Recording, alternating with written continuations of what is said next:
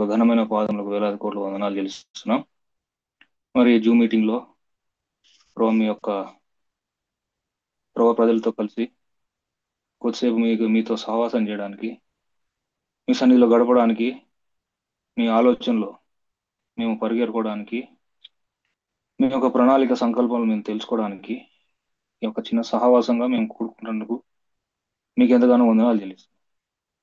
దయగల దేవ, పరిశుద్ధులైన తండ్రి, ఈ యొక్క సమయమును మీరు మేలుకరంగా, దీవెనకరంగా, ఆశీర్వాదకరంగా చేయండి. మీ ఆలోచనలు, మీ సంకల్పాలన్నింటినీ మాకు తెలియజేయము. ఏది కూడా ప్రభావ మాకు మీ సంకల్పం అంతా తెలియజేయకుండా మీరు ఏది దాచిపెట్టొద్దని మిమ్మల్ని బ్రతిమలాడుకుంటాం. చేరిన ప్రతి ఒక్కరిని మీరు జ్ఞాపకం చేసుకోండి. పేరు పేరున మీరు దర్శించము. వారి యొక్క పరిస్థితులని, వారి యొక్క సమస్యలను ఎరిగిన దేవుడు మీరే వారితో మాట్లాడమని బ్రతిమలాడుతాం. ప్రభావ యొక్క మీటింగ్ ద్వారా మేము మేలు పొందడానికి సహాయం చేయండి. మీరు మాతో స్పష్టంగా మాట్లాడండి. ఎవరెవరైతే ఏ పరిస్థితులు ఉన్నారో వారందరితో మీరు మాట్లాడి వాళ్ళ పరిస్థితుల నుండి మీరు వాళ్ళకి విమోచన, విడుదల అనుగ్రహించమని బ్రతిమలాడుతాం. దయగల దేవ, కనబడని అంధకార చీకటి శక్తులను నజరైన యేసు నామములో బంధిస్తూ మమ్మల్ని అందరూ మీ చేతికి అప్పగించుకుంటున్నాం. మీ యొక్క పరిశుద్ధాత్మ దేవుని కార్యం జరిగించండి. మీరే కృప చూపించి సహాయం చేసి మహిమ పొందమని యేసు నామములో స్తుతించి ప్రార్థించి అడుగుకుంటున్నాం తండ్రి. ఆమేన్.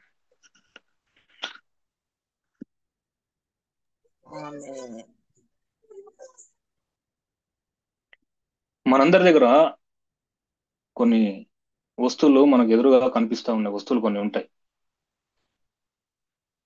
అంటే ఇప్పుడు మీ ఎదురుగా కనపడే వస్తువులు ఏవంటే, ఇప్పుడు సపోజ్ మీ ఎదురుగా వాచ్ ఉందా?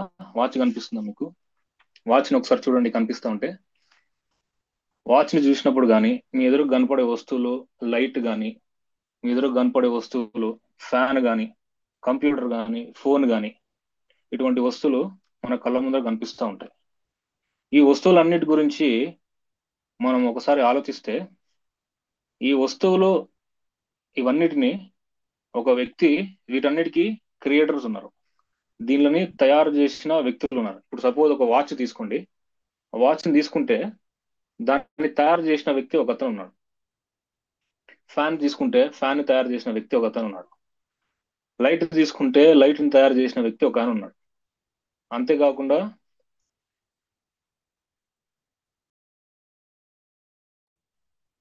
అంతేకాకుండా అంతేకాకుండా మీ భూ ప్రపంచంలో భూమి మీద ఉన్న ఏ వస్తువైనా తీసుకోండి, దానికి ఒక తయారీదారుడు ఉంటాడు.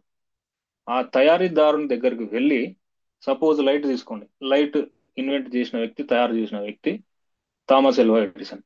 ఆయన దగ్గరికి వెళ్ళి, బ్రదర్ మీరు ఈ లైట్ ఎందుకు తయారు చేసినాడు అని అడిగితే, ఆయన చెప్పే ఒక సమాధానం ఏంటంటే, నేను ఈ లైట్ను తయారు చేయడానికి గల కారణం ఒకటే, ఇది వెలుగునివ్వాలి అని.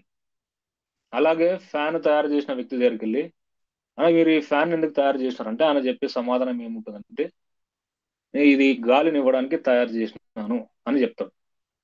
మీరు అట్లా ప్రపంచంలో ఏ వస్తువైనా తీసుకోండి, అది ఫ్యాన్ కానీ, లైట్ కానీ, అది పెన్ కానీ, పేపర్ కానీ, స్పీకర్ కానీ, వాయిద్యాలు వాయించే ఇన్స్ట్రుమెంట్ కానీ, మరి భూమి మీద మీరు సృష్టింపబడిన, తయారు చేయబడిన ఏ వస్తువైనా తీసుకొని ఆ వస్తువు తయారు చేసిన వ్యక్తి దగ్గరికి వెళ్ళి, ఎందుకు తయారు చేసినారు బ్రదర్ ఈ వస్తువు అని అడిగితే, వాళ్ళు చెప్పే సమాధానం ఒకటే.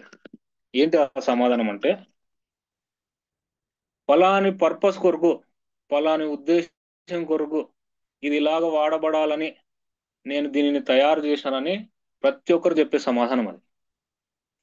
సో ఈ వస్తువులందరూ తయారు చేసిన వ్యక్తులందరి దగ్గరికి వెళ్ళి ఇదే ప్రశ్న అడిగితే వాళ్ళందరూ చెప్పే సమాధానం అదే. అయితే భూమి మీద తయారు చేయబడిన ఏ వస్తువైనా, ఈవెన్ డస్ట్బిన్ కావచ్చు, మనం చెత్తను పడివేసే ఒక డస్ట్బిన్ కూడా, డస్ట్బిన్ తయారు చేసిన వ్యక్తి దగ్గరికి వెళ్ళి అడిగితే దానికి ఒక పర్పస్ ఉందని చెప్తాడు. ఏంటి ఆ పర్పస్ అంటే, చెత్తను పాడవేయడానికి. అట్లా భూమి మీద ఒక మనిషి, ఒక మానవుడు చేసిన ఒక వస్తువుని ఒక ఉద్దేశం కొరకు తయారు చేసిండు. సో ఎందుకు ఈ మానవుడు తయారు చేసే పద్ధతిని ఇదే పద్ధతి ఎంచుకోవాలని ఎందుకు అనుకున్నాడు అంటే, వేరే పద్ధతిలో ఏ ఒక్క వస్తువునైనా తయారు చేసి ఉండొచ్చు కదా. ఇదే పద్ధతిని ఎందుకు యూజ్ చేసిన అంటే, మన ఇన్స్టింక్ట్ లో అది ఉంది. అంటే మన బ్లడ్ లో, మన మనకు స్వభావంలో తయారు చేసే విధానం ఇలా ఉండాలని ఉన్నది. సో ఈ వస్తువులన్నిటికీ ఎలాగ తయారీదారుడు ఉన్నాడో, ఈ వస్తువులన్నిటిని తయారు చేసిన వ్యక్తులు ఎలాగున్నారో, ఆ ఆ ఆ వస్తువులన్నిటికీ ఒక ఓనర్, ఒక క్రియేటర్ ఎలా ఉన్నారో, మనం కూడా మనం కూడా ఒక క్రియేషన్ అని దేవుని వాక్యంలో రాయబడి ఉన్నది. మనం కూడా ఒక క్రియేషనే, మనకు కూడా ఒక క్రియేటర్ ఉన్నాడు. మనం కూడా ఒక వ్యక్తి ఒక ఆయన ద్వారా మనం తయారు చేయబడిన ఒక వస్తువు, ఒక వాచ్, ఒక లైట్, ఒక ఫ్యాన్ ఎలాగ ఒక వ్యక్తి ద్వారా తయారు చేయబడిందో, అలానే మనం కూడా ఒక ఆయన ద్వారా మనము తయారు చేయబడినాం. ఆయనే దేవుడు, మనందరికీ తెలుసు. చూడండి, ఆ మాటలు కొన్ని విషయాలు బైబిల్లో నుంచి చూద్దాం. మీ దగ్గర వాక్యం ఉంటే, మీ దగ్గర వాక్యం, దేవుని గ్రంథం ఉంటే, ఆది కాండం 1వ అధ్యాయం 26వ వచనం. దేవుడు ఆది మన కాండం స్వరూపం 1వ అధ్యాయం ఆది కాండం 1వ అధ్యాయం 26వ వచనం నేను చదువుతాను. లేదంటే ఎవరైనా సహాయం చేయగలిగితే సహాయం చేయొచ్చు. దేవుడు మన స్వరూపమందు మన పోలిక చొప్పున నరులను చేయుదము. ఎవరు చేస్తారమ్మా మనల్ని? ఎవరు చేస్తారని రాయబడింది అక్కడ? నరులను చేయుదము. నరులను చేయుదము, అది నా పాయింట్. నరులను చేయుదము, మనల్ని దేవుడు చేసినాడు. మొట్టమొదటి. రెండవది కీర్తనల గ్రంథం 139. కీర్తనల గ్రంథం 139 అధ్యాయం 13వ వచనం. నా అంతరింద్రియములను నీవే కలుగజేసితివి. రెండోది కలుగజేసితివి. మూడోది తర్వాత, నా తల్లి గర్భమందు నన్ను నిర్మించిన వాడవు నీవే. మూడోది నిర్మించిన వాడవు. తర్వాత కీర్తన 103వ వచనం. 100వ కీర్తన 3వ వచనం. యెహోవాయే దేవుడని తెలుసుకొనుడి, ఆయనే మనలను పుట్టించను, మనము ఆయన వారము. అది మన పాయింట్. 119వ కీర్తన 73వ వచనం. నీ చేతులు నన్ను నిర్మించి నాకు రూపు ఏర్పరచను. నిర్మించి, ఇప్పుడు ఎన్ని చదివినా మనం, దేవుడు మనల్ని నిర్మించినాడు, దేవుడు మనల్ని పుట్టించినాడు, దేవుడు సృష్టించినాడు, దేవుడు తయారు చేసినాడు, దేవుడు కలుగు చేసినాడు. ఇదే ప్రూఫ్. మనల్ని దేవుడు, we are the creation of God అనే దానికి ఇదే ప్రూఫ్. మనం తయారు చేయబడిన, ఎలాగో మనుషులు ఒక ఒక ఒక వస్తువులను ఎలాగ తయారు చేసినారో, అట్లే మనం కూడా తయారు చేయబడిన వ్యక్తులమని వాక్యంలో రుజువు. సో ఇప్పుడు మనం అంశం దగ్గరకు వద్దాం.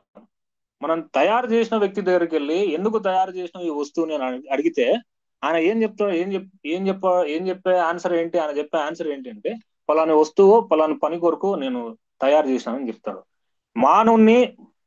మానవుడు తయారు చేసిన వస్తువులలో, అనగా దేవుని యొక్క స్వభావంలో నుంచి, దేవుని యొక్క గుణ లక్షణాల్లో నుంచి, ఒక గుణలక్షణమైన కొద్ది జ్ఞానం కలిగిన మానవుడే ఒక వస్తువును ఒక పర్పస్ కోసం తయారు చేసినప్పుడు, దేవాది దేవుడు మనల్ని నిర్మించినాడు, సృష్టించినాడు, కలుగ చేసినాడు, మనల్ని పుట్టించిన ఈ దేవుడు మనల్ని ఎంత పర్పస్ కోసం తయారు చేసిండాలి? ఇది మన అంశం.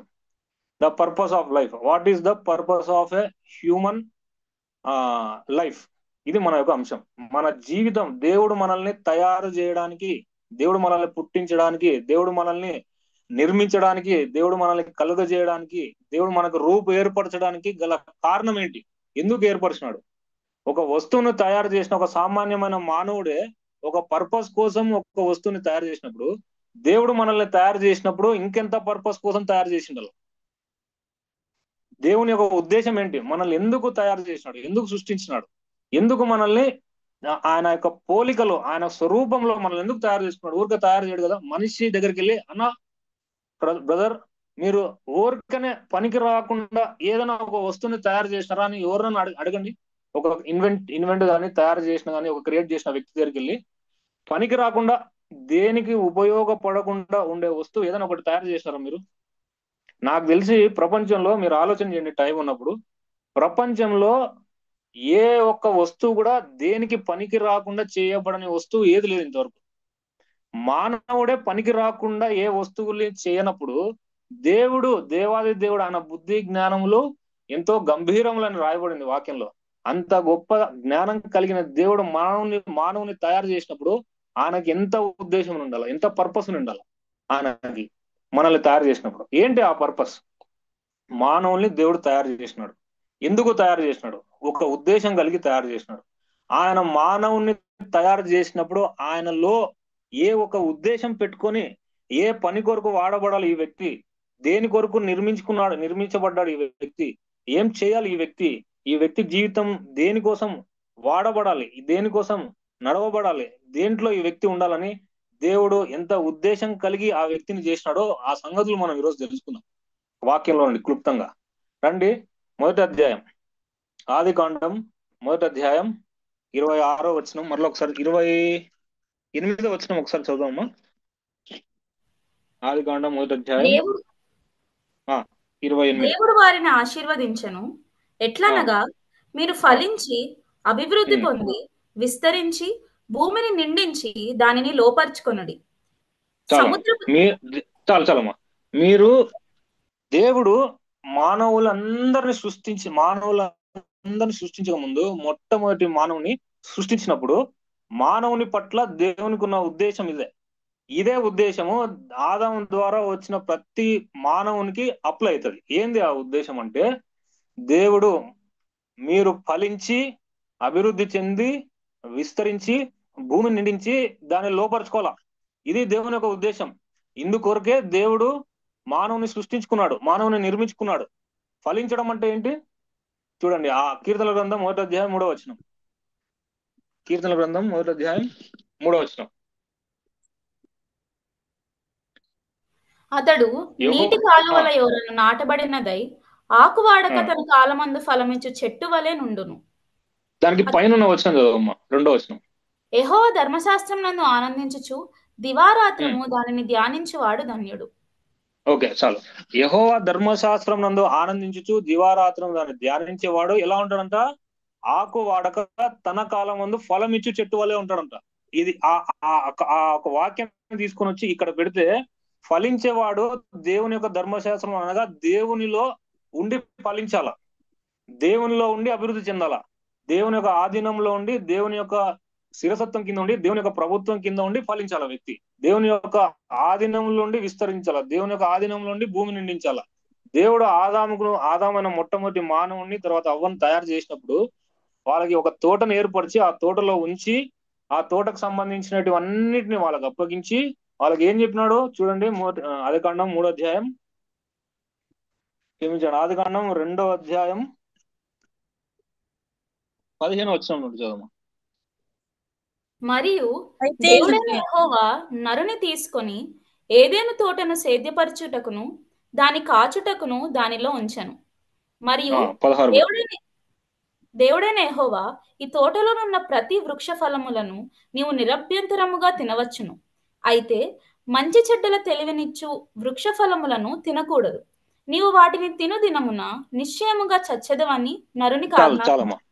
ఇక్కడ ఏం లేదు, దేవుడు ఒక తోటను వేసి ఆ తోటలో నరుడు నుంచి దేవుడు ఏం చెప్తున్నాడు, వాళ్ళకి ఒక ఆజ్ఞనిస్తున్నాడు. మీరు ఇవన్నీ తినొచ్చు, అక్కడ ఏం తినాలి ఏం తినకూడదు అనేది పాయింట్ కాదు, వాళ్ళు ఏం చేయాలి అనేది పాయింట్. అక్కడ దేవుడు వాళ్ళకు ఆజ్ఞనిస్తున్నాడు, మీరు ఇది చేయాలి మీరు ఇది చేయకూడదని. దాని అర్థం ఏంటి? మానవుడు మొట్టమొదటి దేవుడు తయారు చేసినప్పుడు ఆ మానవుని దేవుని ఉద్దేశం ఏంటంటే, దేవుని యొక్క శిరసత్వం కింద, దేవుని యొక్క ఆధీనంలో దేవుడు చెప్పినట్లు చేస్తూ, దేవునితో సహవాసం చేస్తూ, దేవునితో గాఢమైన సహవాసంలో ఉంటూ, దేవుని స్వరాన్ని వింటూ, దేవునితో మాట్లాడుతూ, ఎలా ఒక కుటుంబంలో తల్లిదండ్రులు పిల్లలు తల్లిదండ్రులు కలిసి ఎలా ఉంటారో అలా ఒక కుటుంబం లాగా ఉండాలని దేవుని యొక్క ఉద్దేశం. అందుకొరకే మానవుని తయారు చేసినాడు. దేవునితో ఉండాలని, దేవుని యొక్క సహవాసంలో ఉండాలని, దేవుని యొక్క అడుగుజాడలో మనం నడవాలని, దేవునికి మనకు మధ్యలో ఏది ఉండకూడదని. మనం ఎలాగ ముఖాముఖిగా మాట్లాడుకుంటున్నామో అలాగే మానవునితో దేవుడు సహవాసం చేయాలా, మానవుడు దేవునితో సహవాసం చేయాలా, ఎటువంటి ఆటంకం ఉండకూడదు మధ్యలో. ఇది దేవుని యొక్క ఉద్దేశం. దేవుని ఆజ్ఞలు మనం ఆ వ్యక్తి అనుసరించాలా, దేవుని యొక్క అడుగుజాడలు నడవాలా, దేవుని మార్గాల్లో నడవాలా, దేవుని ద్వారా నడిపించబడాలి. దేవుడు వాళ్ళకు శిరస్సుగా ఉండి దేవునికి మహిమపరుస్తూ దేవునికి అనుకూలంగా జీవించేది దేవుని యొక్క ఉద్దేశం. ఇందుకొరకు ప్రతి మానవుని ఈ భూమి పైన దేవుడు నిర్మించుకున్నాడు, సృష్టించుకున్నాడు, పుట్టించినాడు, తయారు చేసినాడు, కలుగు చేసినాడు. ఇదే కారణం. అయితే ఈ కారణంలో మానవుడు ఉన్నాడా? ఈ కారణంలో ఈ యొక్క ఉద్దేశంలో మానవుడు ఎక్కువ కాలం నిలబడలేదు. ఈ యొక్క ఉద్దేశంలో నుంచి మానవుడు తొలగిపోయినాడు. ఈ యొక్క దేవుని యొక్క శిరసత్వంలో నుంచి, దేవుని యొక్క ఆధీనంలో నుంచి, దేవుని సహవాసం నుంచి బయటికి వెళ్ళిపోయినాడు. కారణం ఏంటంటే పాపం. ఏం పాపం చేశాడు అక్కడ ఆదాము? మనకు తెలిసిన పాపాలు ఏం చేయలేదు. మన దృష్టిలో పాపాలు ఏంటి? వ్యభిచారం, స్మోకింగ్ చేస్తే పాపం, ఆల్కహాల్ తీసుకుంటే పాపం, డ్రగ్స్ తీసుకుంటే పాపం, వ్యభిచారం చేస్తే పాపం. కానీ ఇటువంటివి ఏమి చేయలేదు కదా మానవుడు అక్కడ. మొట్టమొదటి మనిషి ఏం చేసినాడు అక్కడ? దేవుడు ఏదైతే చేయొద్దని చెప్పినాడో అది చేసినాడు. దేవుడు ఏదైతే చేయమని చెప్తే ఏదైతే చేయలేదో అది పాపం. దేవుడు చేయొద్దని చెప్పిన వాటిని చేస్తే అది పాపం. చూడండి, మొదటి యోహాను పత్రిక, యోహాను రాసిన మొదటి పత్రిక 3వ అధ్యాయం 4వ వచనం. పాపము చేయి ప్రతి వాడును ఆజ్ఞను అతిక్రమించును, ఆజ్ఞాతిక్రమమే పాపము. ఆజ్ఞాతిక్రమమే పాపం. మనం ఏం చేసినా మనది పాపం కాదు. దేవుడు చేయొద్దన్న వాటిని చేయటం పాపం. దేవుడు చేయమని చెప్పిన వాటిని చేయకుండా కూడా పాపమే. అయితే ఈ పని చేసినాడు ఆదాం. ఏం చేసినాడు? దేవుడు ఈ పండ్లను తినొద్దన్నాడు, తిన్నాడు, పాపిగా మార్చబడినాడు. అయితే ఇక్కడ అంశం ఏంటంటే, ఎక్కడైతే పాపం ఉంటుందో అక్కడ దేవుడు ఉన్నాడు. దేవుడు ఉండే చోట పాపం ఉండదు. దేవుడు పాపంతో సహవాసం చేయడు. దేవుడు పాపంతో జత కట్టడు. దేవుడు పాపాన్ని సహించడు. దేవుడు పాపంని పారదొలుతాడు. దేవునికి పాపానికి సంబంధం లేదు. ఎప్పుడైతే ఆదాము మొదటి మనుషుడు పాపం చేసినాడో, పాప స్వభావం, పాపపు విషం మానవుల్లోనికి ఎక్కిందో, అప్పుడే దేవుని యొక్క సహవాసం నుండి మానవుడు దూరం అయిపోయినాడు. దేవుడు ఎందుకని ఏం చేసినాడు?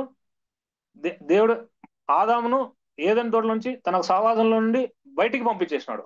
ఎందుకంటే మానవుడు దేవునితో సహవాసం చేయలేడు పాపిగా ఉంటే. ఏ పాపి అయినా మానవుడితో దేవుడితో మానవుడు సహవాసం కట్ అయిపోతుంది. అందుకనే అక్కడ ఒక మాట రాయబడింది, వీటిని తిను దినమున నువ్వు నిశ్చయంగా సత్యదవు అని రాయబడింది.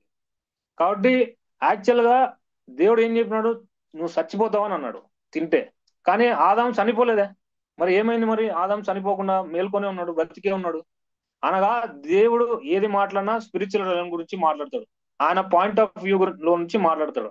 అంటే మానవుడు దేవునితో సహవాసం వేరు చేయడమే దేవుని దృష్టికి మరణం. చూడండి ఒక మాట, మత్తయి సువార్త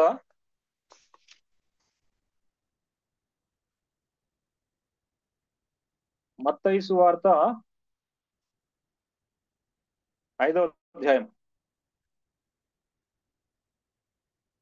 క్షమించండి, మత్తయి సువార్త 8వ అధ్యాయం 22వ వచనం. యేసు అతని చూచి, నన్ను వెంబడించుము, మృతులు తమ మృతులను పాతి పెట్టుకొన నిమ్మని చెప్పాను.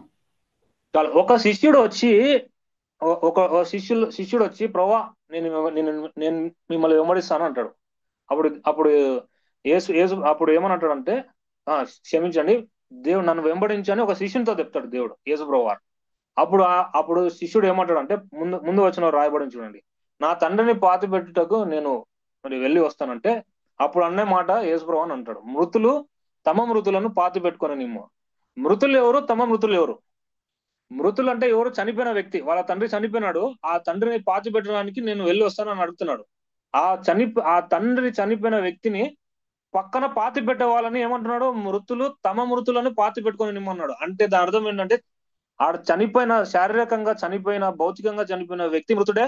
పాతి పెట్టడానికి వచ్చిన వేరే శారీరకంగా భౌతికంగా బ్రతికున్న వాళ్ళు కూడా మృతులే దేవుని దృష్టిలో.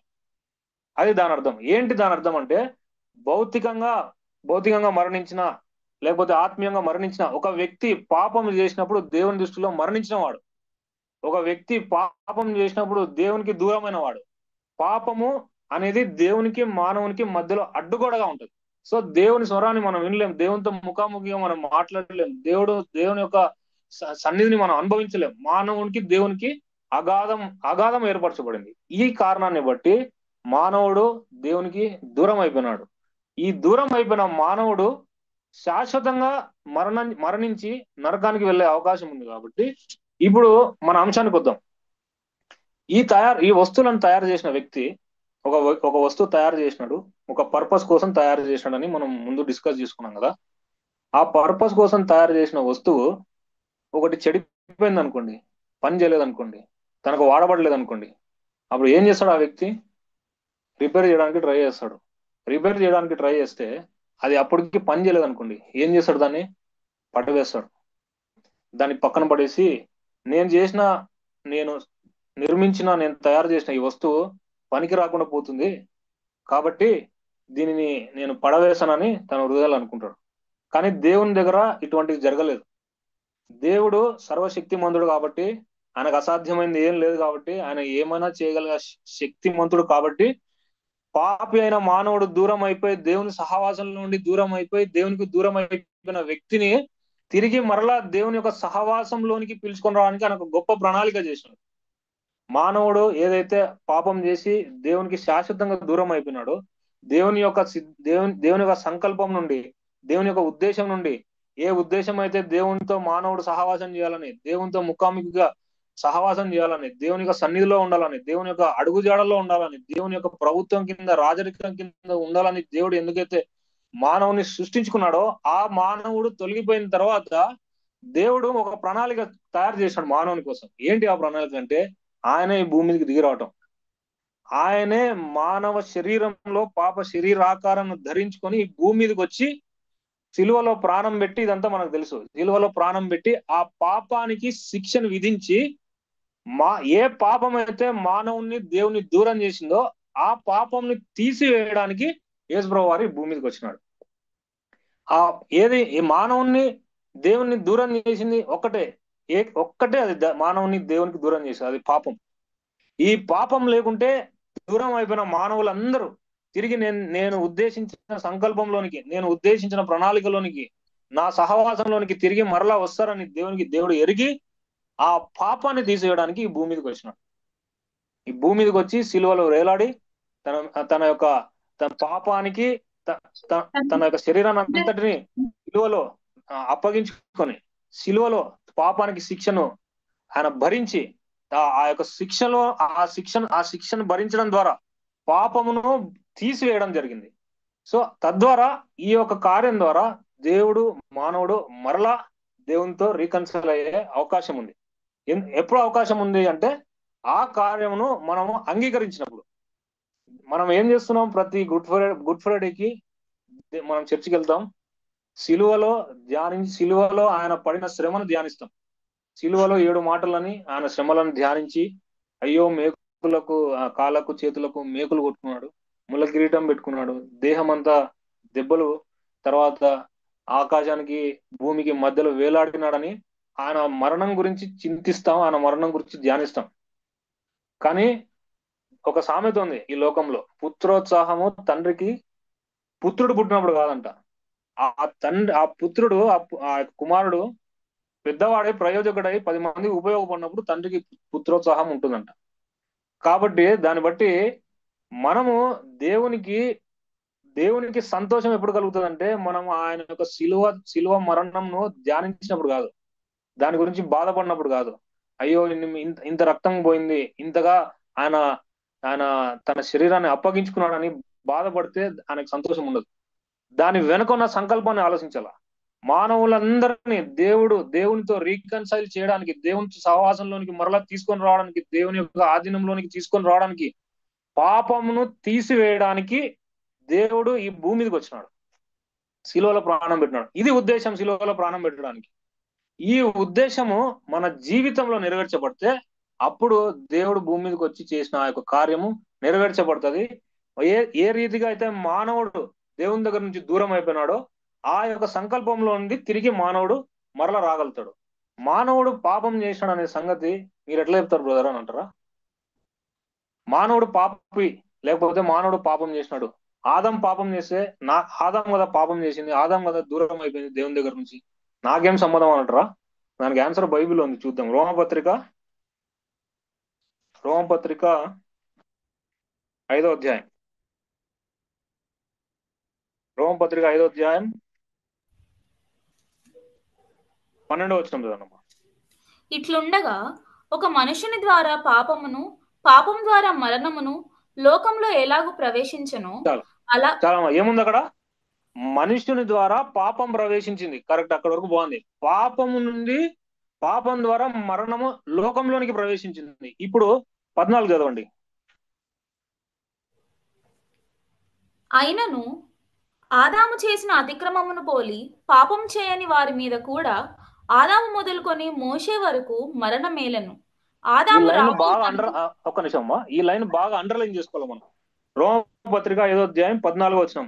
ఆదాము చేసిన అతిక్రమమును పోలి పాపము చేయని వారి మీద కూడా, నేను పాపం చేయలేదు, నేను పుట్టినప్పటి నుంచి నేను పవిత్రంగా ఉన్నా, నేను ఎటువంటి పాపం చేయలేదు అనే వారికి గొప్ప సవాల్ ఇది. ఏంటిదంటే ఆదాము చేసిన అతిక్రమము పాపం చేయని వారి మీదకి కూడా వచ్చింది. ఇప్పుడు ఆ ఇప్పుడు 19వ వచనం చదవనమ్మా. ఏలయనగా ఒక మనుష్యుని అవిధేయత వలన అనేకులు పాపులుగా ఎలాగు చేయబడిరో అలాగే చాలమ్మా. ఒక్క మనుష్యుని అవిధేయత అనగా ఒక్క మనుషుడు ఆదాం.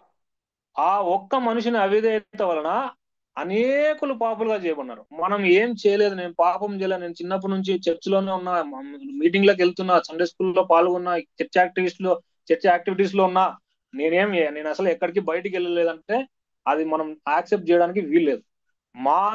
మానవులంగా మనం పుట్టిన తర్వాత ఆదాము చేసిన అతిక్రమాన్ని బట్టి, ఆదాము చేసిన పాపాన్ని బట్టి, మొదటి మనుషుడు చేసిన పాపాన్ని బట్టి ఆ పాపం మన లోనికి ప్రవేశించింది. ఆ పాపము ఆదాము నుండే మనం అందరం వచ్చినాం. మనం we are descendants of Adam. So ఆదాము నుండి వచ్చిన ఈ పాపము మన బ్లడ్ లో ఉంది, మన DNA లో ఉంది. చూడండి ఆ మాట 51వ కీర్తన 51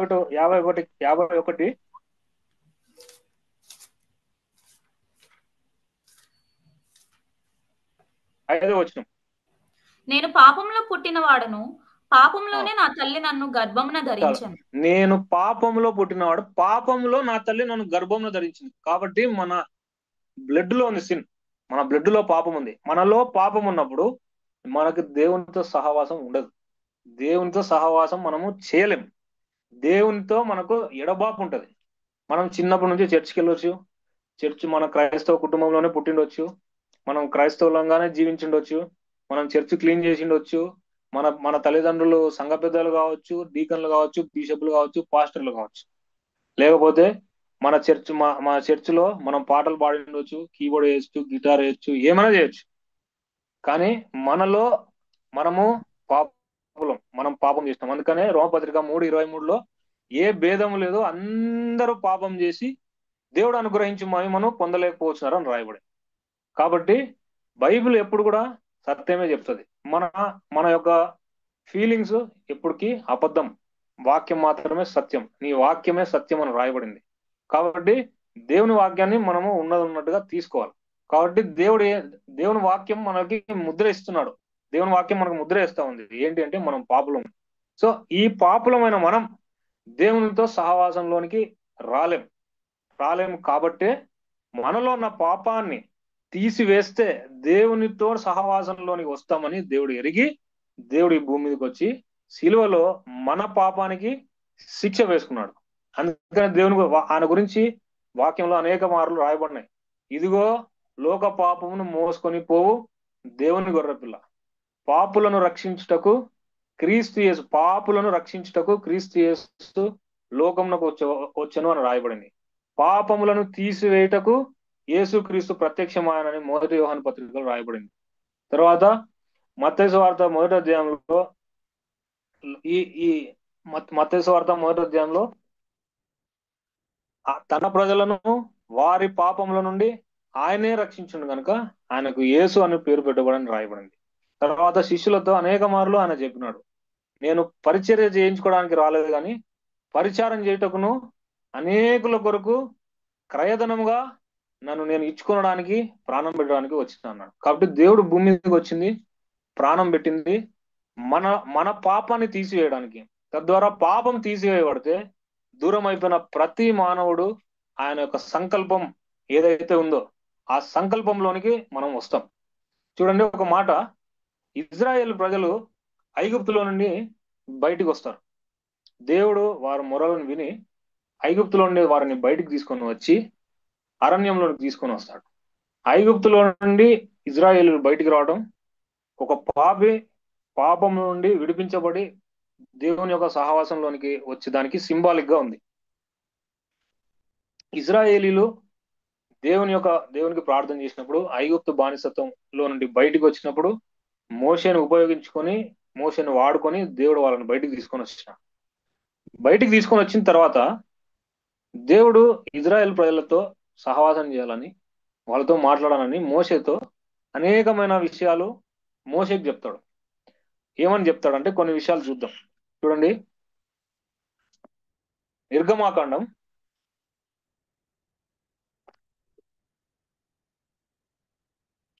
నిర్గమాకాండం 24వ అధ్యాయం, క్షమించండి 25:8 వచనం. నేను వారిలో నివసించినట్లు వారు నాకు పరిశుద్ధ స్థలమును నిర్మింపవలను. చాలమ్మా. నేను వారిలో నివసించినట్లు వారు నాకు పరిశుద్ధ స్థలాన్ని నివసించాల. ఇజ్రాయెల్ ప్రజలని పాపపు బానిసత్వంలో నుండి అనగా ఐగుప్తు బానిసత్వంలో నుండి బయటికి తీసుకొని రావడానికి గల కారణం ఒకటే ఇదే. వారిలో నివసించడానికి, వారితో సహవాసం చేయడానికి వాళ్ళని బయటికి తీసుకొని వచ్చారు. చూడండి, లేవియాకాండం కొన్ని వచనాలు తొందరగా చూసి ముగించుకున్నాం. లేవియాకాండం 11వ అధ్యాయం, క్షమించండి, లేవియాకాండం 11వ అధ్యాయం 44వ వచనం.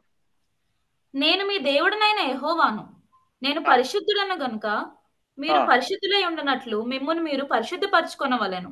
45. నేను మీకు దేవుడనై ఉండుటకు ఐగుప్తు దేశంలో నుండి మిమ్మల్ని రప్పించిన యెహోవాను. నేను పరిశుద్ధుడను.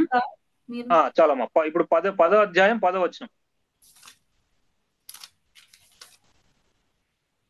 మీరు ప్రతిష్ఠింపబడిన దాని నుండి లౌకికమైన దానిని, అపవిత్రమైన దాని నుండి పవిత్రమైన దానిని వేరు చేయుటకును యెహోవా మోషే చేత ఇశ్రాయేలీయులకు ఆజ్ఞాపించిన 18:4 వచనం.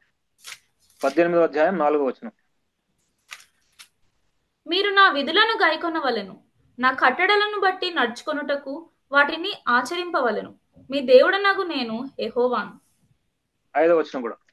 మీరు నా కట్టడలను, నా విధులను ఆచరింపవలెను, వాటిని గైకొనువాడు వాటి వలన బ్రతుకును. నేను యెహోవాను. 19:1-2. మరియు యెహోవా మోషేకు ఇలాగు సెలవిచ్చెను, ఇశ్రాయేలీయుల సర్వ సమాజముతో ఇట్లు చెప్పుము, మీరు పరిశుద్ధులై ఉండవలెను, మీ దేవుడైన యెహోవానగు నేను పరిశుద్ధుడనై ఉన్నాను. 14వ వచనం. 19:14.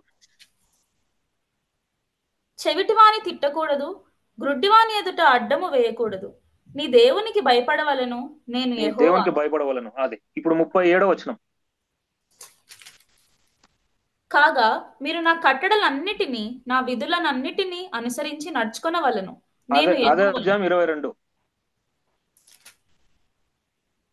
అప్పుడు యాజకుడు అతడు చేసిన పాపమును బట్టి పాప పరిహారార్థం 20వ అధ్యాయం 22వ వచనం. కాబట్టి మీరు నివసించినట్లు నేను ఏ దేశమునకు మిమ్మల్ని తీసుకొని పోవచ్చున్నానో ఆ దేశము మిమ్మల్ని కక్కివేయకుండానట్లు మీరు నా కట్టడలన్నిటినీ, నా విధులనన్నిటినీ అనుసరించి నడుచుకొనవలెను. 24. నేను మీతో చెప్పిన మాట ఇదే, మీరు వారి భూమిని స్వాస్థ్యముగా పొందుదురు. అది అనగా పాలు తేనెలు ప్రవహించు ఆ దేశము మీకు స్వాస్థ్యంగా ఉండనట్లు దాని మీకు ఇచ్చేదను. జనములలో నుండి మిమ్మల్ని ఏర్పరచిన దేవుడైన యెహోవాను నేనే. 26. మీరు నాకు పరిశుద్ధులై ఉండవలను, యెహోవాను నేను పరిశుద్ధుడను. మీరు నా వారై ఉండనట్లు అన్యజనుల నుండి మిమ్మల్ని వేరుపరిచితిని. ఇప్పుడు 21:8. అతడు నీ దేవునికి ఆహారమును అర్పించువాడు గనుక నీవు అతని పరిశుద్ధపరచవలను. మిమ్మల్ని పరిశుద్ధపరిచే యెహోవాను నేను పరిశుద్ధుడను గనుక అతడు మీ దృష్టికి పరిశుద్ధుడు కావలెను. 21వ అధ్యాయం 15వ వచనం. యెహోవాను నేను అతని పరిశుద్ధపరచువాడను గనుక అతడు తన ప్రజలలో తన సంతానమును అపవిత్రపరచకూడదని వారితో చెప్పుము. 22వ అధ్యాయం 31వ వచనం, 32, 33. మీరు నా ఆజ్ఞలను అనుసరించి వాటి ప్రకారం నడుచుకొనవలెను, నేను యెహోవాను. నా పరిశుద్ధ నామమును అపవిత్రపరచకూడదు. నేను ఇశ్రాయేలీయులలో నన్ను పరిశుద్ధునిగా చేసుకొందును. నేను మిమ్మల్ని పరిశుద్ధపరిచే యెహోవాను. నేను మీకు దేవుడనై ఉండనట్లు ఐగుప్తు దేశంలో నుండి మిమ్మల్ని రప్పించిన యెహోవానని చెప్పుము. ఇవన్నీ దేవుడు మోషేకు ఆజ్ఞాపించి ఇజ్రాయేలులకు చెప్పమని చెప్తాడు. నేను పరిశుద్ధుడు, మీరు పరిశుద్ధులు కావాలి, నేను మిమ్మల్ని ప్రత్యేకపరిచిన, లౌకికమైన ప్రతిష్ఠించిన దాని నుండి లౌకికమైన దానిని అపవిత్రమైన దానిని పరిశుద్ధమైన దానిని నేను వేరు చేసినాను, ప్రత్యేకపరిచినాను, మిమ్మల్ని పిలుచుకొని వచ్చినాను. ఎందుకు మీరంటే నేను మీ దేవుడను, మీరు నాకు ప్రజలై ఉండాలా, నేను మీతో సహవాసం చేయాలా, మీ మధ్యలో నేను ఉండాలా, మీ మధ్యలో నేను నివసించాలా, మీతో నాకు సహవాసం, నాతో మీకు సహవాసం ఉండాలా, నా ఆజ్ఞలను కట్టడాలను మీరు గైకొనాలా, నేను చెప్పినట్లు మీరు నడుచుకోవాలా, నా మార్గాల్లో మీరు నడుచుకోవాలా. మీకు వేరే వాళ్ళతో సహవాసం ఉండకూడదు, మీకు లోకంతో సహవాసం ఉండకూడదు, మీ మధ్యలో ఎటువంటి అపవిత్రత ఉండకూడదు. నేను పరిశుద్ధులను కనుక మీరు కూడా పరిశుద్ధులుగా ఉండాలని దేవుడు వాళ్ళకి ఎన్నో మార్లు, ఇప్పుడు ఈ లేవియకాండం ఒకటే కాదు, ఆ వాక్యం అంతట్లో ఇజ్రాయేలు ప్రజల విషయంలో ఐగుప్తులో నుండి వాళ్ళని బయటికి తీసుకొని వచ్చి వాళ్ళని ప్రత్యేకపరచడానికి గల ముఖ్య ఉద్దేశం ఏంటంటే ఆయన వారితో సహవాసం చేయాలి, వాళ్ళు ఆయనతో సహవాసం చేయాలి. లేవీయులు క్షమించండి, ఇజ్రాయేలీలు ప్రజలు ఐగుప్తుల నుంచి బయటకు వచ్చిన తర్వాత మోషేకు ఒక ప్రత్యక్ష గుడారాన్ని నిర్మించమని చెప్తాడు. ప్రత్యక్ష గుడారాన్ని నిర్మించిన తర్వాత ఇజ్రాయెల్ ప్రజల్ని ఎలాగా ఉండమని చెప్పినాడు తెలుసా వాక్యంలో? ప్రత్యక్ష గుడారం చుట్టూ లేవీయులు ఉండాలా, లేవీల చుట్టూ ఇజ్రాయెల్ ప్రజలు ఉండాలా, చుట్టూ నార్త్ సౌత్ ఈస్ట్ వెస్ట్ చుట్టూ చుట్టూగా ప్రత్యక్ష గుడారం చుట్టూ ఇజ్రాయెల్ ప్రజలు దిగాల. వాళ్ళ ధ్వజముల ప్రకారం, వాళ్ళ వంశం ప్రకారం ఇజ్రాయెల్ ప్రజలు 6,05,000 మంది మొత్తం ప్రత్యక్ష గుడారం చుట్టూ దిగాల. ఏంటి దాని ఉద్దేశం అంటే దేవుడు వాళ్ళకి మధ్యలో ఉండి, దేవుడు వాళ్ళ సెంటర్డ్ గా ఉండి, క్రైస్ట్ సెంటర్డ్ గా, గాడ్ సెంటర్డ్ గా వాళ్ళు ఉండాలని, దేవుని యొక్క ఉద్దేశాలు వాళ్ళు నెరవేర్చాలని, దేవునితో వాళ్ళ సహవాసంలో ఉండాలని, ఏదైతే దేవుడు మానవుని సృష్టించుకున్నాడో ఆ ప్రణాళికలోనికి మానవుడు రావాలని ఐగుప్తు దేశంలో నుండి వాళ్ళని బయటికి తీసుకొని వచ్చి వాళ్ళకు ఒక ప్రత్యేకమైన అరణ్యాన్ని ఏర్పరిచి వాళ్ళ అరణ్యంలో దేవుడితో సహవాసం చేయాలని దేవుని యొక్క ఉద్దేశం. ఇదే సింబాలిక్ గా ఇప్పుడున్న మనకు వర్తిస్తుంది. ఏంటంటే పాపంలో ఉన్న మనం పాపంలో నుంచి బయటికి వచ్చి, ఐగుప్తు పాపానికి సాదృశ్యంగా ఉంది, సింబాలిక్ గా ఉంది. ఇజ్రాయెల్ ప్రజలు మనకి సింబాలిక్ గా ఉంది. మనల్ని కూడా దేవుడు ఎలాగైతే మొట్టమొదటి మానవుడు చెడిపోయి దూరం అయిపోయినాడు, ఆ మానవుణ్ణి తిరిగి బయటికి తీసుకొని తిరిగి తనతో సహవాసంలోనికి రావడానికి, పాపము తీసివేయబడి ఎలాగైతే ఇజ్రాయెల్ ప్రజలతో దేవుడు సహవాసం చేయడానికి ఉద్దేశం కలిగి ఉన్నాడు, ఐగుప్తు నుంచి బయటికి తీసుకొని వచ్చినాడు, మనల్ని కూడా పాపం నుంచి బయటికి తీసుకొని వచ్చి ఆయనతో సహవాసంలోనికి వచ్చి ఆయన యొక్క పరిశుద్ధులనుగా చేర్చి ఆయన యొక్క రక్తంలో మనల్ని కడిగి మనలో పాపం తీసేసి మనం దేవునితో ముఖాముఖిగా సహవాసం చేసే స్థాయిలోనికి మనం రావాలని దేవుని యొక్క ఉద్దేశం ప్రతి మానవుని విషయంలో భూమి మీద ఈ రోజు వరకు, ఆనాడు నుండి ఈ రోజు వరకు దేవుని యొక్క ఉద్దేశం ఒకటే. దేవుడు ఆశీర్వదించడం అంటే బాగా జాగ్రత్త వినండి, ఇది బాగా జ్ఞాపకం ఉంచుకోండి. ఇప్పుడున్న భయంకరమైన తప్పుడు బోధలలో, ఈ రాంగ్ డాక్ట్రిన్స్, అనేకమైన వాళ్ళు ఇష్టానుసారంగా బోధిస్తున్న ఈ ప్రపంచంలో ఆశీర్వాదం అంటే దేవునితో సహవాసం చేయటమే. ఆశీర్వాదం అంటే ఈ భూమికి, భూలోకానికి, లోక సంబంధమైన వాటికి సంబంధం లేదు. దేవుడు ఎప్పుడు కూడా భూ సంబంధమైన వాటి గురించి మాట్లాడు. దేవుడు మాట్లాడేది ఓన్లీ పరలోక సంబంధమైన వాటి గురించే.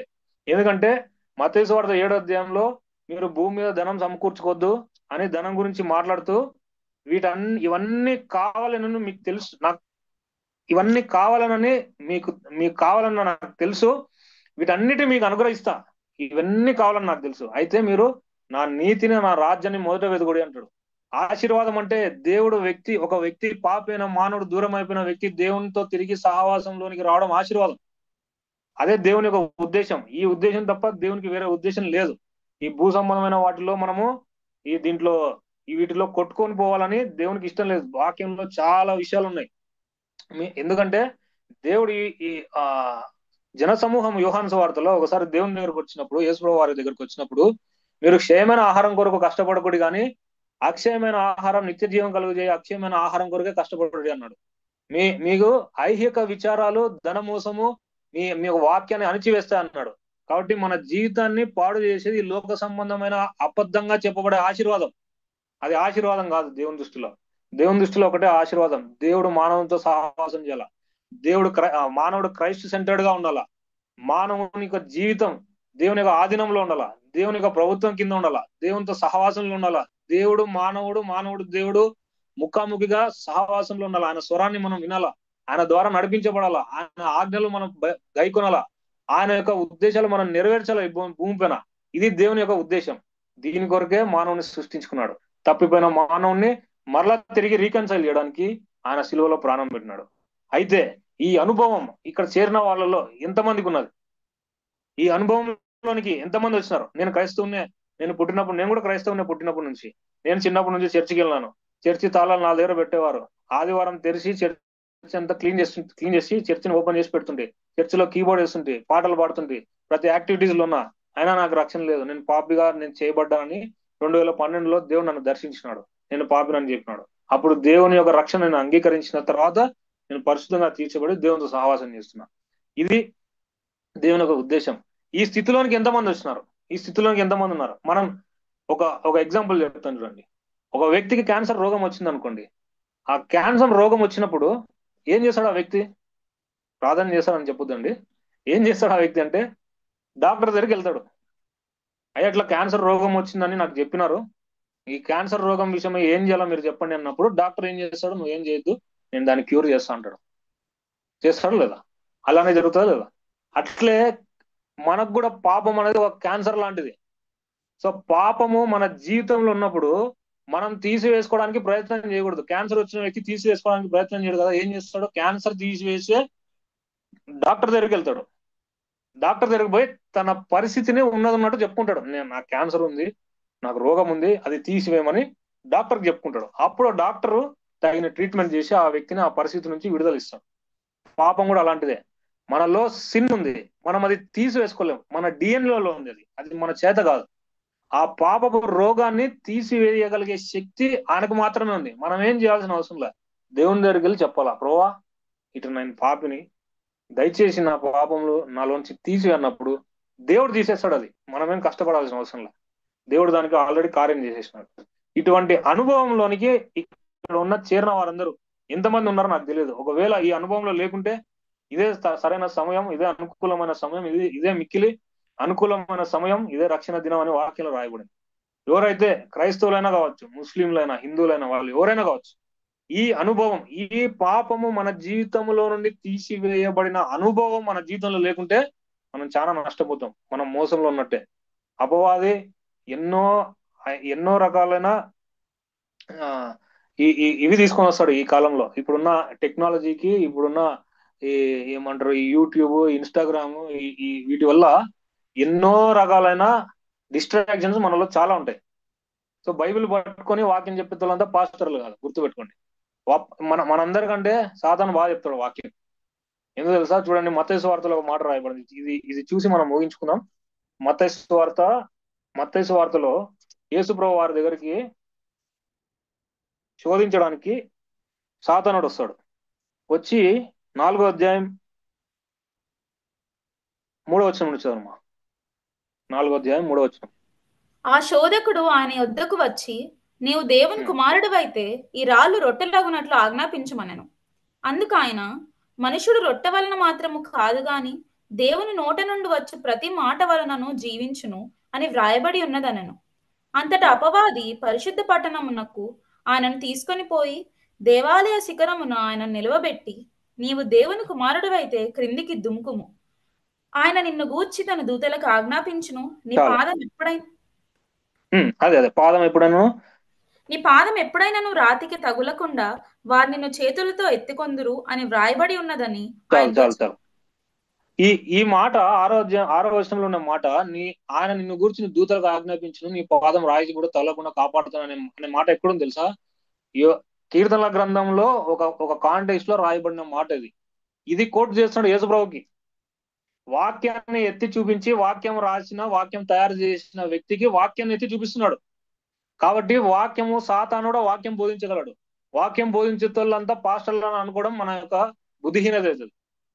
కాబట్టి జాగ్రత్తగా ఉండాలి మనం, భయంకరం. ఎందుకంటే అపవాది తానే వెలుగుదూత వేషం వేసుకొని స్టేజ్ల మీద నిలబడి మాట్లాడుతున్నాడంట. వాక్యంలో రాయబడింది అన్నమాట. మనకంటే బాగా చెప్తాడు సాతాను, వాక్యం చెప్పిన వాళ్ళంతా కాదు.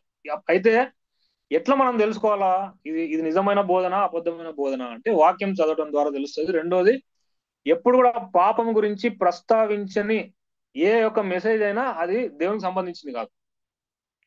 మనలో పాపం ఉంది, మనం పాపలం, మనం దేవుడు పరిశుద్ధుడు, మనం పాపాలు ఒప్పుకోవాలి, మనలో పాపం తీసివేయబడాలి అనే చెప్పని ఏ ఒక్క మెసేజ్ కూడా అది దేవునికి సంబంధించింది కాదు, అది సాతానుకు సంబంధించింది.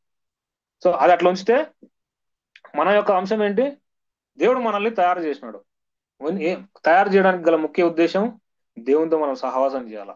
దేవుని దగ్గర మనం ఉండాలా, దేవుని ఆధీనంలో ఉండాలా, దేవుని యొక్క అధికారం కింద ఉండాలా, దేవుని యొక్క ప్రభుత్వం కింద ఉండాలా, దేవుని యొక్క ఆజ్ఞలను కట్టడాలను అనుసరించి జీవించాలా, దేవునితో సహవాసంలో ఉండాలా, దేవుని స్వరాన్ని మనం వినాలా, ముఖాముఖిగా ఆయనను చూడాలి, ఆయనను స్పర్శించాలి, ఆయనతో మనం మాట్లాడాలా, ఆయన మనతో మాట్లాడాలా, ఆయన ద్వారా నడిపించబడాలి. ఇది దేవుని యొక్క ఉద్దేశం. అయితే పాపం ద్వారా ఈ ఉద్దేశంలో నుండి ప్రతి మానవుడు దూరం అయిపోయినాడు. ఇది దేవుడు సిలువలో కార్యం చేసినాడు. ఆ పాపాన్ని తీసివేయడానికి భూమి మీదకి వచ్చినాడు. పాపం తీసివేయబడిన స్థితిలోనికి మనం రావాలి. ఎప్పుడైతే మానవుడిని దేవుడు సృష్టించుకొని ఆయన తిరిగి ఆ యొక్క సావాసంలోనికి రావాలని ఎప్పుడైతే అనుకున్నాడో, ఏదైతే అనుకున్నాడో ఆ సంకల్పంలోనికి ఈ పాపం తీసివేయబడి మరలా ఆయన సంకల్పంలోనికి రావడానికి ఒక గొప్ప ప్రణాళిక చేసినాడు. ఆ సంకల్పంలోనికి మనం రావాలా. రాకుంటే రావాల్సిన సమయం ఇదే. వచ్చింటే చాలా మంచిది. వచ్చి రక్షింపబడి దేవుని ద్వారా విడిపించబడి పాపము తీసివేయబడి పాపాలు ఒప్పుకొని రక్షింపబడిన ప్రతి విశ్వాసి ఎవరైనా ఇక్కడ ఉంటే ఈ స్థితిలోనే, రక్షింపబడిన స్థితిలో మనం ఎక్కడున్నాం? మనం దేవుడు మనకి ఏం చెప్పినారు? రక్షింపబడిన తర్వాత నిర్మించుకున్నప్పుడు, ఎప్పుడైతే ఆదాం నిర్మించుకున్న తర్వాత చెప్పిన మొట్టమొదటి మాట ఏంటి? మీరు ఫలించి అభివృద్ధి పొంది భూమిని నిండించి విస్తరించి దాన్ని లోపరచుకోవాలి. మనం ఫలించాలా. రక్షింపబడిన ప్రతి విశ్వాసి ఆ స్థితిలోనికి, ఎక్కడైతే పాపం చేయకముందు ఆదాం ఎలా ఉన్నాడో దేవునితో ఆ స్థితిలోనికి మనం మరలా వచ్చినాం. అప్పుడు ఈ వాక్యం మనకు అప్లై అవుతుంది. ఏంటి అంటే మనం ఫలించాలా. రక్షింపబడిన విశ్వాసిగా మనం ఎలా ఫలిస్తున్నాం? మన దినదినం ఆత్మీయ జీవితం ఎదగాలి. మన దినదినం ఆత్మీయ జీవితంలో అభివృద్ధి పొందాలా. అభివృద్ధి పొందడం అంటే ఎలా? మనం చూసినాం ఇందాక కీర్తన గ్రంథం 1వ అధ్యాయం 3వ వచనంలో, యెహోవా ధర్మశాస్త్రం నందు దివారాత్రం ఆనందించుతూ దాని దివారాత్రం ధ్యానించుతూ ఉండేవాడు ఆకు వాడగా తగిన కాలం ముందు ఫలం ఇచ్చు చెట్టు వలె ఉంటాడు. అతడు చేయనదంతయు సఫలమగును. కాబట్టి ఒక వ్యక్తి గురించి బైబిల్లో దేవుడు ఫలించినాడు అన్నాడు. ఎవరు తెలుసా ఆ వ్యక్తి? నువ్వు ఫలించినావు అన్నాడు డైరెక్ట్ గా వాక్యంలో రాయబడింది. ఎవరంటే యోసేపుని ఏమన్నాడంటే ఫలించడి కొమ్మ అన్నాడు. ఎందుకు తెలుసా యోసేపు ఫలించడి కొమ్మ అయినాడు? దేవుని ఉద్దేశాలు నెరవేర్చినాడు. ఐగుప్తులోనికి ఇజ్రాయెల్ ప్రజలు రావాలా. దేవుడు అబ్రహాంకు వాగ్దానం చేసినాడు, ఆ ఐగుప్తు దేశంలో నీ ప్రజలు, నీ సంతానం 400 ఏళ్ళు బానిసత్వంలో ఉంటారు. ఆ యొక్క ప్రణాళికను యోసేపు నెరవేర్చినాడు. అందుకని దేవుని పనులను, దేవునితో సహవాసంలో ఉంటూ దేవుని పనులను ఈ భూమి మీద నెరవేర్చినందుకు యోసేపు ఫలించడు కొమ్మైనాడు. విశ్వాసులంగా రక్షింపబడిన తర్వాత మనం ఎలా ఫలిస్తున్నామా దేవుని కొరకు? ఏం చేస్తున్నాం మనం దేవుని కొరకు? ఎటువంటి ఆత్మీయ జీవితంలో ఉన్నాం? ఎటువంటి స్థాయిలో ఉన్నాం? దేవుని ఒక ఆధీనంలో ఉన్నామా? దేవుని యొక్క అడుగుజాడలు నడుస్తున్నామా? ఆయన ఆజ్ఞలను అనుసరించి పాటించి వాటికి అనుగుణంగా జీవిస్తున్నామా? దాని ద్వారా నడిపింపబడుతున్నామా? దేవుని ద్వారా నడిపించబడుతున్నామా? దేవుని స్వరాన్ని మనం వినగలుగుతున్నామా? దేవుని యొక్క సహవాసంలో మనం ఉంటున్నామా? మనం ప్రార్థన చేస్తే దేవుడు వినగలుగుతున్నాడా? దేవుడు మనతో మాట్లాడితే మనకు వినపడుతుందా? ఇది మనకు ఆత్మీయ జీవితంలో ముఖ్యమైన అంశం. ఇశ్రాయేల్ ప్రజల్ని బయటికి తీసుకొని వచ్చి అరణ్యంలో ప్రత్యక్ష గుడారాన్ని కట్టించడానికి గల ముఖ్య కారణం అదే. ఏంటి ఆ ముఖ్య కారణం అంటే దేవునితో వాళ్ళు సహవాసం చేయాలి. వారు దేవునితో సహవాసంలో ఉండాలి. దేవుడు వాళ్ళ మధ్యలో ఉండాలి. ఆయన వారికి దేవుడుగా ఉండాలో, వారు ఆయనకు ప్రజలుగా ఉండాలి. మనం ఆయన ప్రజలం, ఆయన మన దేవుడు రక్షింపబడిన తర్వాత. అయితే ఆ యొక్క స్థితిలో మనం ఉన్నామా? దేవునితో సహవాసంలో మనం ఉన్నామా? దేవుని ద్వారా నడిపించబడుతున్నామా? దేవుని స్వరాన్ని వింటున్నామా? లేదంటే మనం పరీక్షించుకొని మనం దేవుని దగ్గరకు వచ్చి ఆయన పాదములను పట్టుకొని ఆయన ఆశ్రయించి మనం ఆయనను గోజాడాల. ప్రభువా, నీ సహవాసంలో మేము ఉన్నామా లేదా? నీ సహవాసంలో నేను ఉన్నానా లేదా? నీ సహవాసంలో నన్ను పిలిచినావా లేదా అనే మనం దేవుణ్ణి అడగవలసిన సమయం ఇదే. కాబట్టి చేరి వచ్చిన వాళ్ళందరికీ ఒక దేవుని యొక్క ఆలోచన ఏంటంటే మనం దేవునితో సహవాసం చేయాలి, దేవునితో ఉండాలి, మనం దేవుని యొక్క ఆధీనంలో ఉండాలి, దేవుని యొక్క ప్రభుత్వం కింద ఉండాలి, దేవుని ద్వారా నడిపించబడాలి. ఇది దేవుని యొక్క ముఖ్య ఉద్దేశం. మిగతావన్నీ దేవుడు చూసుకుంటాడు. దాని గురించి చింతపడాల్సిన అవసరం లే. దేవుడు ఏం చెప్పినాడంటే నేను తప్ప వేరొక దేవుడు నీకు ఉండకూడదు. ఇవన్నీ దేవుని వాక్యంలో రాయబడింది. మనం దేవుని కంటే ఎక్కువ ఏది ప్రేమించినా అది నేను తప్ప వేరొక దేవుడు ఉండకూడదు అనే దాన్ని ధిక్కరించిన వాళ్ళం అవుతాం. విగ్రహారాధన చేయకూడదని ఉంది, దొంగతనం చేయకూడదు, వ్యభిచారం చేయకూడదని అనేకమైన విషయాలు బైబిల్లో రాయబడినాయి. ఈ వాక్యాలకు అన్నిటికీ, దేవుని మాటలకు అన్నిటికీ అనుగుణంగా మనం జీవిస్తున్నాం. దేవుని యొక్క ఆధీనంలో మనం ఉండాలి, దేవుని ద్వారా నడిపించబడాలి. ఇది దేవుని యొక్క ఉద్దేశం. అటువంటి ఉద్దేశంలోనికి మనం రావాలని దేవుని యొక్క సంకల్పం. అప్పుడే మానవుణ్ణి దేవుడు సృష్టించిన ఆ యొక్క పర్పస్ నెరవేర్చబడుతుంది. అప్పుడే దేవుడు వచ్చినప్పుడు, తిరిగి దేవుడు మరలా రాబోతున్నాడు, దేవుడు వచ్చినప్పుడు అటువంటి వారు మాత్రమే ఎత్తబడి దేవునితో కలుసుకొని పరలోక రాజ్యంలో ఉంటారు. పాపము ఎక్కడైతే ఉంటుందో అక్కడ దేవుడు ఉండడు, దేవుడు ఎక్కడైతే ఉంటుందో అక్కడ పాపం ఉండదు. మనలో పాపం ఉంటే దేవుడు వచ్చినప్పుడు మనల్ని ఎట్లా కలుసుకుంటాం? మనం దేవుణ్ణి మనల్ని ఎట్లా తీసుకుపోతాడు దేవుడు? కాబట్టి మొట్టమొదటిది మనలో పాపం ఉండకూడదు. పాపం ఉండకూడదు అంటే దేవుణ్ణి అడగాల, తీసివేయని. తీసివేస్తాడు. తీసివేసిన తర్వాత పాపము తీసివేయబడి పరిశుద్ధమైన జీవితంలో కొనసాగుతూ దేవుడు వచ్చేంత వరకు మనం ఆయన సహవాసంలో ఉండాలి. ఇది దేవుని యొక్క ఉద్దేశం. అప్పుడే దేవుడు మనల్ని పైకి తీసుకెళ్తాడు. చూడండి, ఒక మాట చూసుకొని ముగించుకుందాం. మత్తయి సువార్త 20 అధ్యాయం. ఇది ఒక మాట చూసి ముగించుకుందాం. మత్తయి సువార్త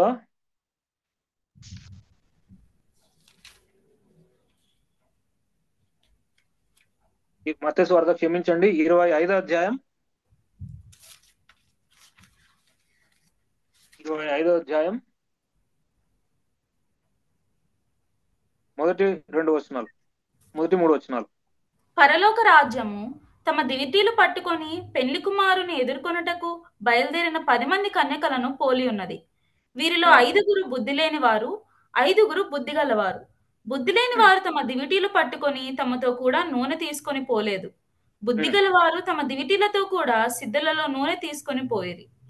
పెళ్లి కుమారుడు ఆలస్యం చేయగా వారందరూ కునికి నిద్రించుచుండిరి. అర్ధరాత్రి వేళ ఇదిగో పెండ్లి కుమారుడు అతనిని ఎదుర్కొన రండి అను కేక వినబడెను. అప్పుడు ఆ కన్యకలందరూ లేచి తమ దివిటీలను చక్కపరిచిరి గాని బుద్ధి లేని ఆ కన్యకలు, మా దివిటీలు ఆరిపోవచున్నవి గనుక మీ నూనెలో కొంచెము మాకియుడని బుద్ధిగల వారిని అడిగిరి. అందుకు బుద్ధిగల కన్యకలు, మాకును మీకును ఇది చాలదేమో, మీరు అమ్మవారి వద్దకు పోయి కొనుక్కొనుడని చెప్పిరి.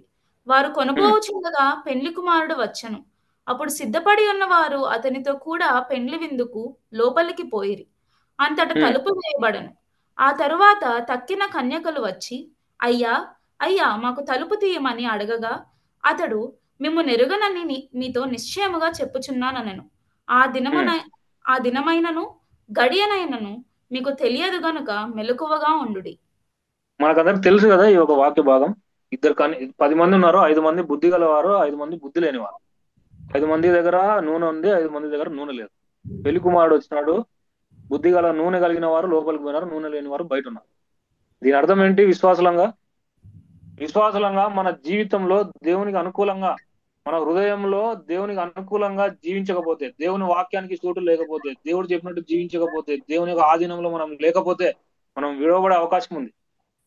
పాపం తీసివేయబడిన తర్వాత పరిశుద్ధంగా పవిత్రంగా జీవిస్తూ, దేవునితో సహవాసంలో ఉంటూ, దేవుని అనుకూలంగా జీవిస్తూ, దేవుని మహింపరుస్తూ, దేవుని సేవిస్తూ, దేవుడి ఆజ్ఞలను, కట్టడలను, విధులను గైకుంటూ, ఆయన ఒక వాక్యం హృదయంలో నింపుకుంటూ ఆయన కొరకు మెలకువగా ఉండాలి. చివరిలో ఏముంది?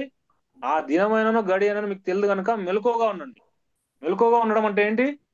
దేవుని వాక్యంలో మనము యాక్టివ్గా ఉండటం, దేవుని వాక్యంని నింపుకోవటం.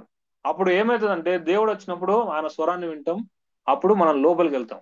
మనలో నూనె లేకపోతే, వాక్యం లేకపోతే దేవుడు మనం విడిచిపెడతాం, మనం విడవబడే అవకాశం ఉంటుంది విశ్వాసలమైన.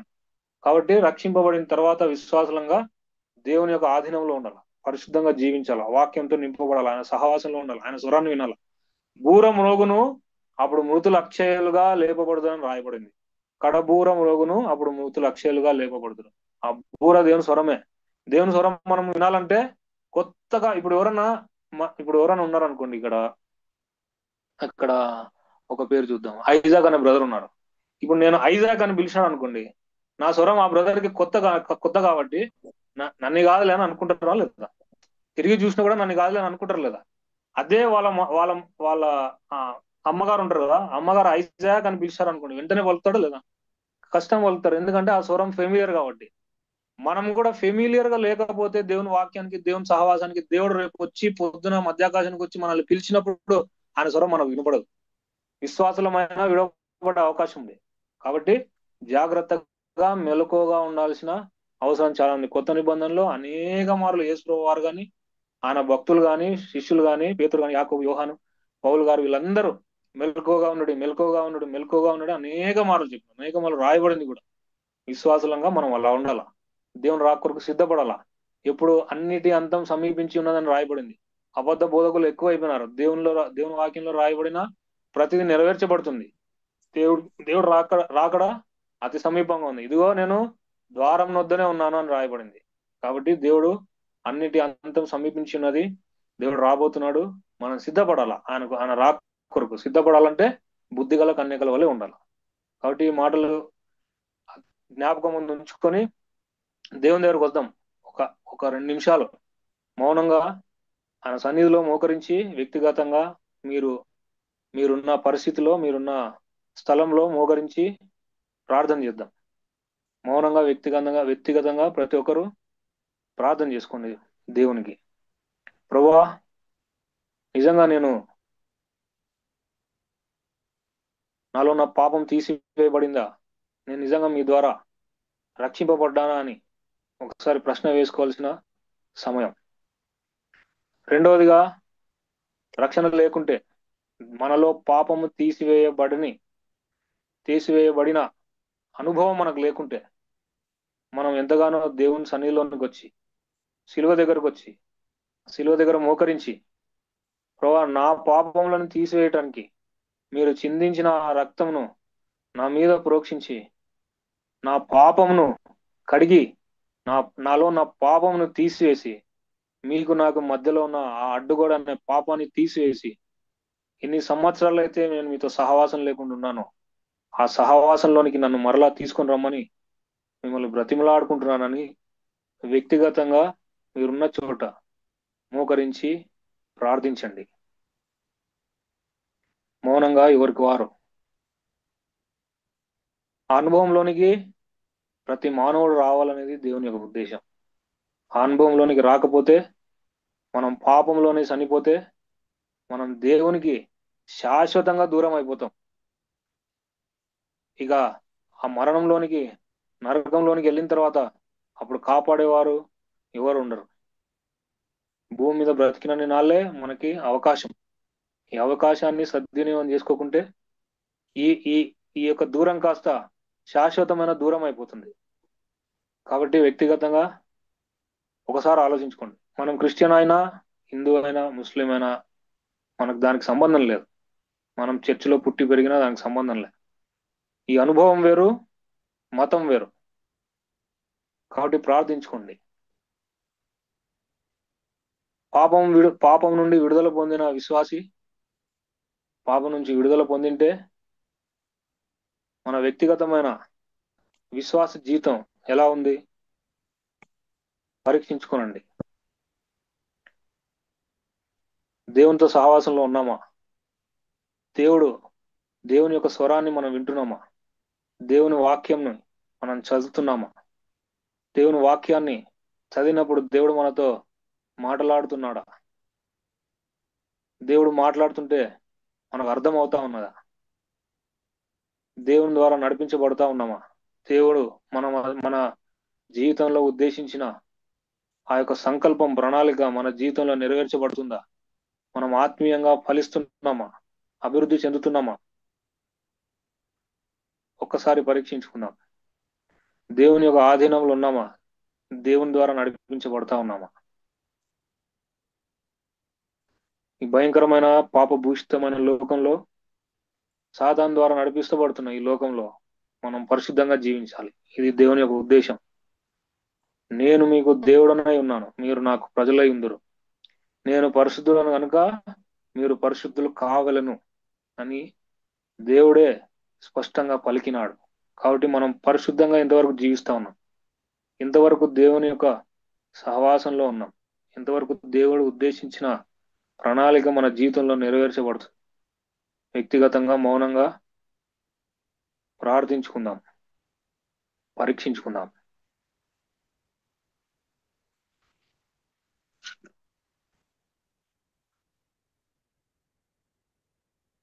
ప్రేమ కలిగిన తండ్రి, పరిశుద్ధులైన దేవ, మీ వాక్యాన్ని బట్టి వందనాలు.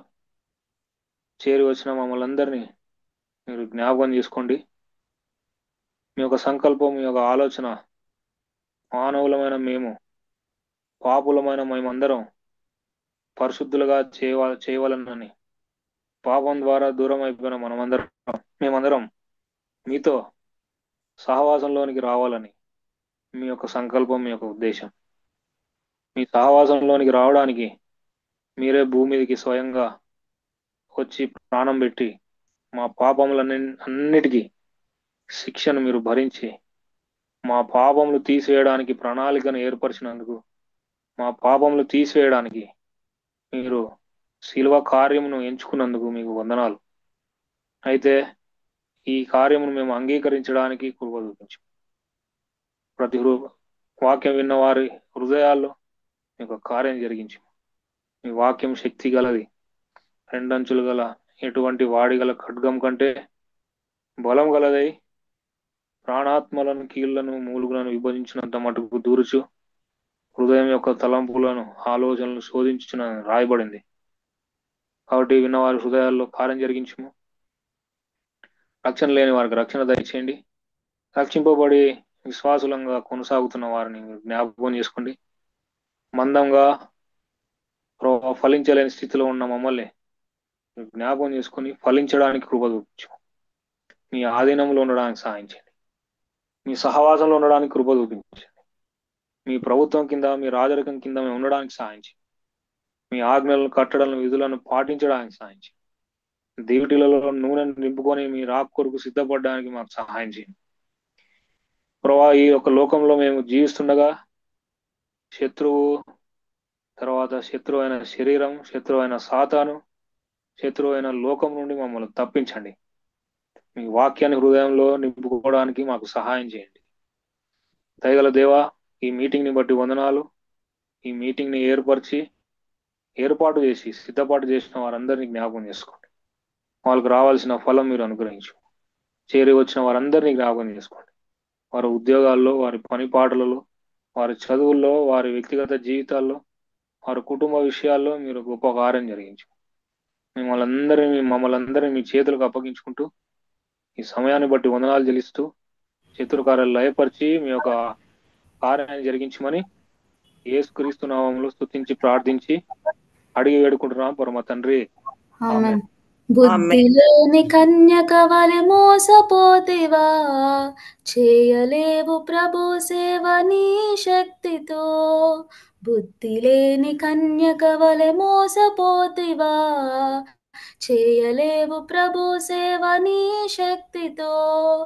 నూనె లేక భ్రమతో బ్రతికెదవా, లేని ఎడల విడువబడెదవు. సిద్ధపడుమా, నూనె లేక భ్రమతో బ్రతికెదవా, లేని ఎడల విడువబడెదవు. సిద్ధపడుమా, రాజులకు రాజైన యేసు ప్రభు రానయున్నాడు. రాజులకు రాజైన యేసు ప్రభు రానయున్నాడు. ఎత్తబడెదవా లేక విడువబడెదవా, ఎత్తబడెదవా లేక విడువబడెదవా.